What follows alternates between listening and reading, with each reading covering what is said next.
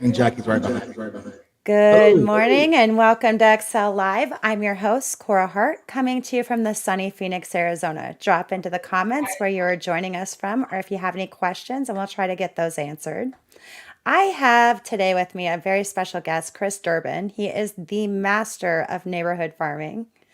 Kris and his wife Jackie run the D team and are the top 1% producing agents in Arizona. They are 3 deals away from Icon, so we're jumping up and down and cheering them on now. Welcome, Kris. How are you today? I'm good. A long day already. It's only 10 o'clock. Hey, that's awesome. I'm so excited for you. Right. That means you're going to be really productive, right? I hope so. Well, 3 deals away from Icon is huge, so I'm sure Between you've now got and some. October, yeah. You got it. You've got this. I know We'll be you. fine. You We'll be fine. You're like the crazy guy that'll have like 9 in escrow at the same time. We have, let's see, right now we have 5 active listings. Well, sorry, we have 4 active listings, 1 pending. And 3 are in one neighborhood right now. That is awesome. So you know everything there is to know about neighborhood farming. Well, I know what works for me. So, Well, it must be working, and I know that you have a team and that you really like to help people. So what do you recommend to get started? How do you start farming? well, Some you know, people think it's a foreign concept, so I'm trying to, well, and it's get that let's information. let's think about what farming looks like in the real sense of the word, right? So you buy a piece of land. Let's say you buy 5 acres and you want to farm it. And if this land has never been farmed before, you've got to cultivate the ground, you've got to get the soil ready, you got to do all those things, right? And it takes time. So it's not just as simple as calling leads and converting leads and put them in your database and on a drip. It's kind of a whole thing. You've got to get the ground ready, you got to get the soil ready, you got to find the right seeds, you got to find the right mixtures, the right water levels, all those things. And think about it in terms of business. So the reason why I say that is because for us, farming is on paper going to look the same across the board. Let's send out some mailers, let's go I was do gonna some say, door how do knocking. you choose an area? What do you look for when you're choosing an area? What Well, I'll just spec- tell our story, right? So what we did, it was a little bit different. So we're using a lot of organic Facebook marketing for farming. And we moved from Louisville, not Louisville, but Louisville, Kentucky in 2018. And if do not make me say it the wrong way, you're saying it the wrong way. It's Louisville, I love it. Luavul. So we moved from Louisville in 2018. We moved to a nice little neighborhood in South Chandler, East Valley, Phoenix. 1,886 homes to be exact. So it's like a small town, right? And the cool thing about Arizona is like a lot of your neighborhoods, they're really small towns. They're like small sub cities or sub towns or townships.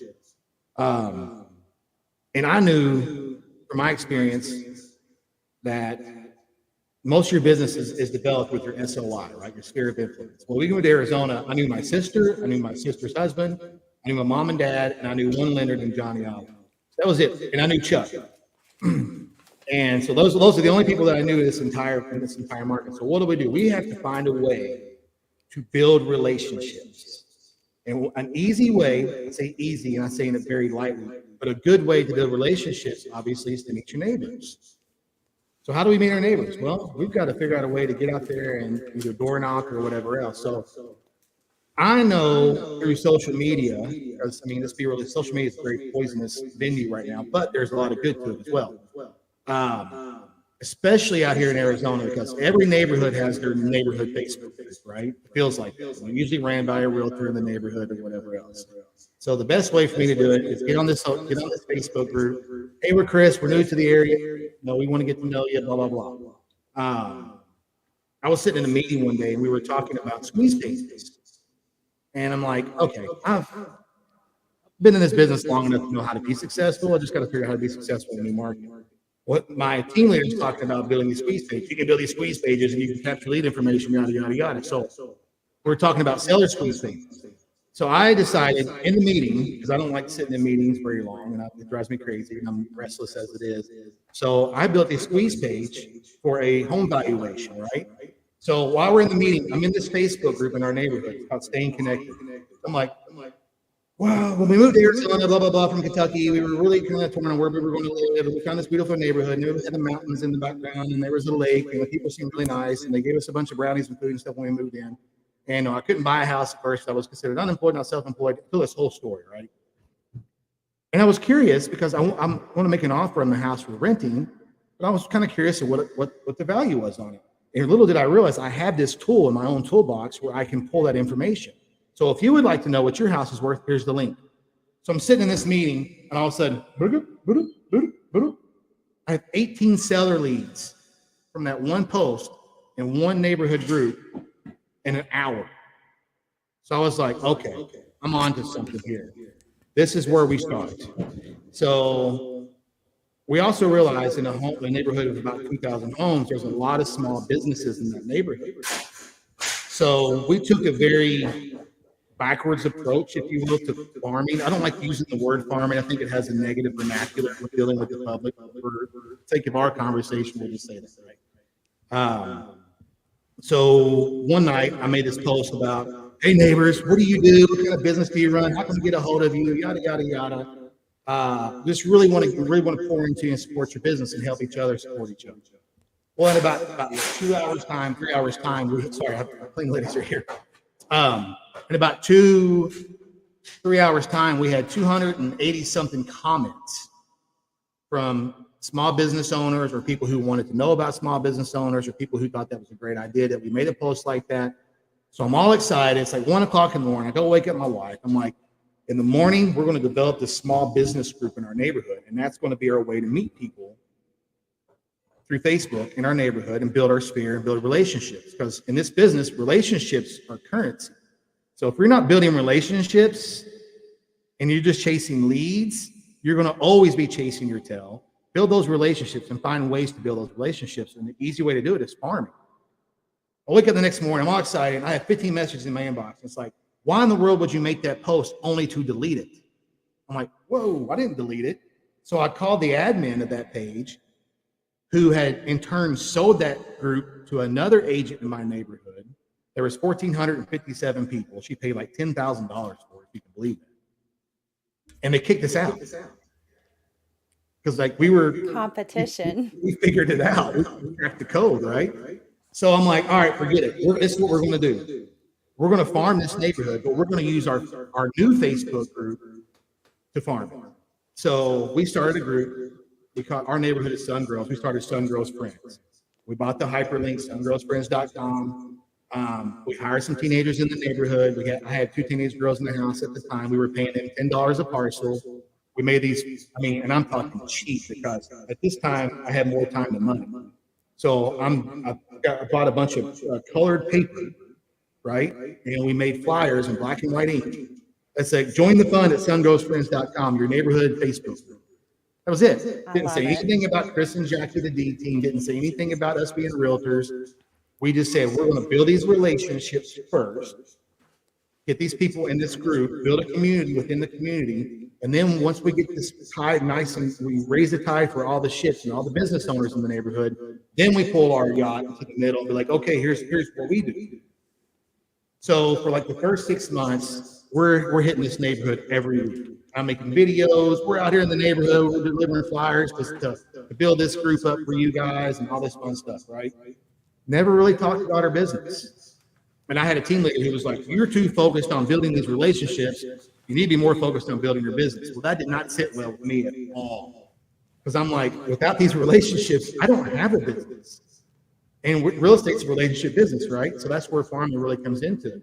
So instead of us walking around sending the same old glossy flyers like just listed, just sold, market updates, all this stuff that people get and throw away, we're bringing something of value to that neighborhood. We are building a group where you as a small business owner can go and advertise your small business wares, whatever your services are. It's also a place where we can host events for our neighborhood, block parties, donut drives, snow cone trucks, ice cream trucks, all this other stuff. We make videos with other business owners in the neighborhood. We promote it on this group. And we have all this stuff outlined in these flyers.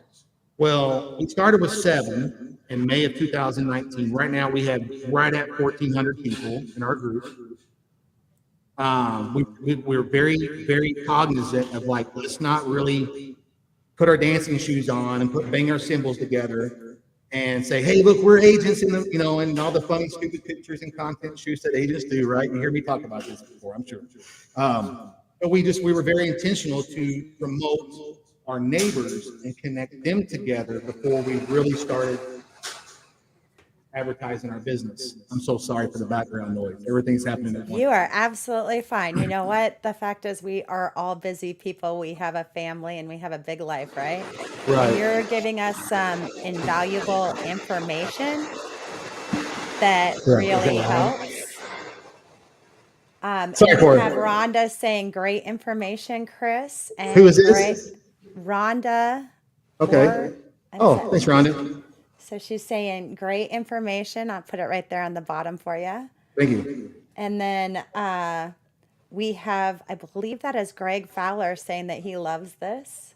Thank you, Greg. He has that signature fist bump. Yeah.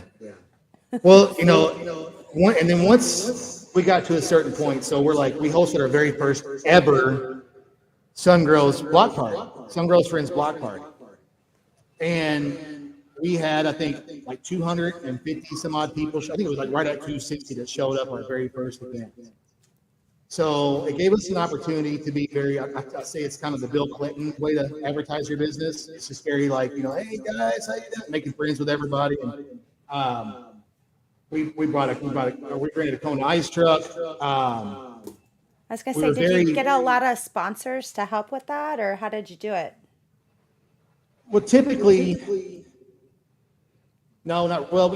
Sometimes we get title to help, stuff like that. But I mean, honestly, what kind of salt do they have in that game? No, really, other than our business. What we like to do is have other neighborhood businesses participate.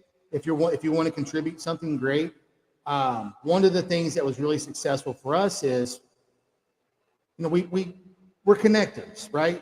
We're connectors. And in farming, you got to find, you can't just go out and put flyers on doors. You've got to have a value proposition. What's your value?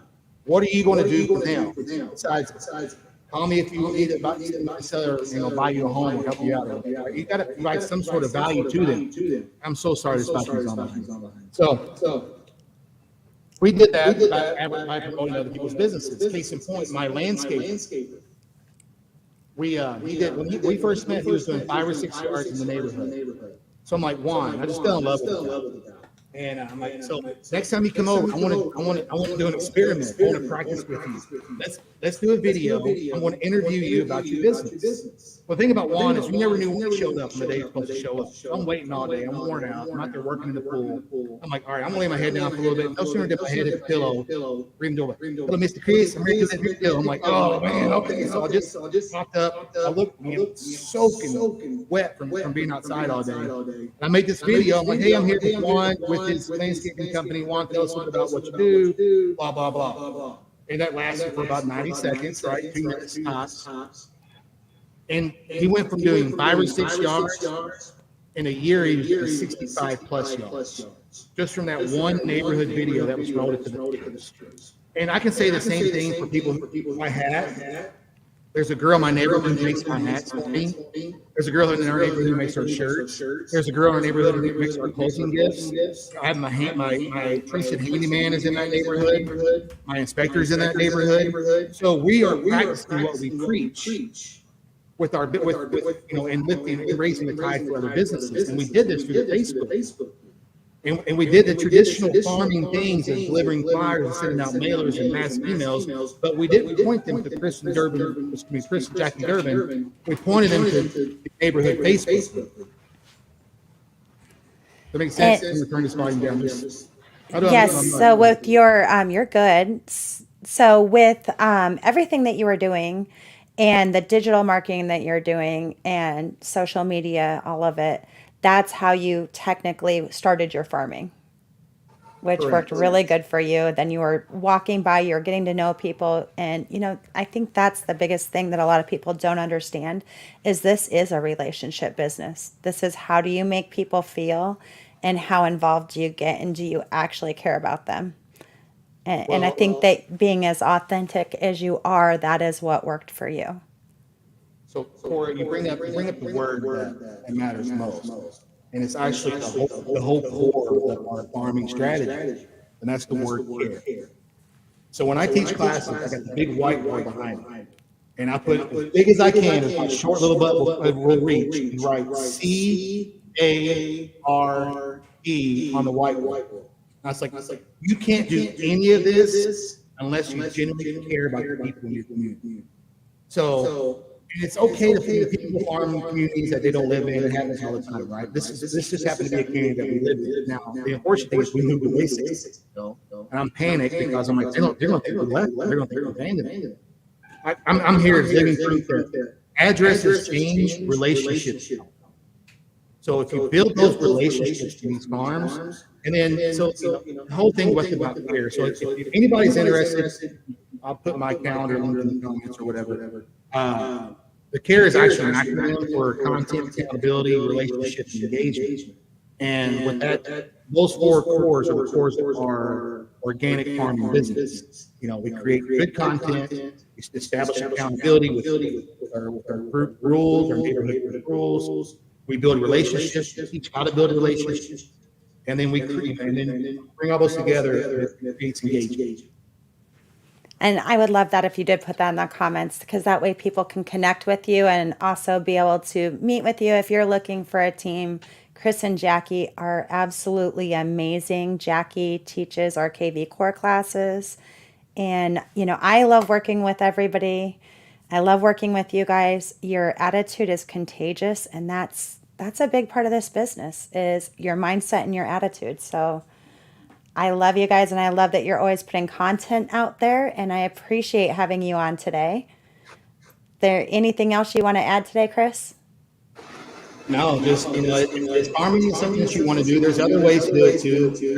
I can talk more about some of our traditional stuff, but you have 2 things in this business. You have time or you have money. And if you don't have the money, you've got plenty of time to go out there and establish relationships so you can build that money. And once you have the money, you can spend that money to increase your relationships, right? I agree. You either have time or money on this planet, right? And I have a little bit of both. I just keep filling my time with more because I do like to give back. And I love that that's what you guys are about as well. So I look forward to seeing your link go in the comments, and I appreciate having you on, and I hope you guys have a great day. Don't work too hard, but make sure you hit that icon status, okay? All right. Thanks, Korah. Thank you, Kris. I appreciate you. Bye-bye.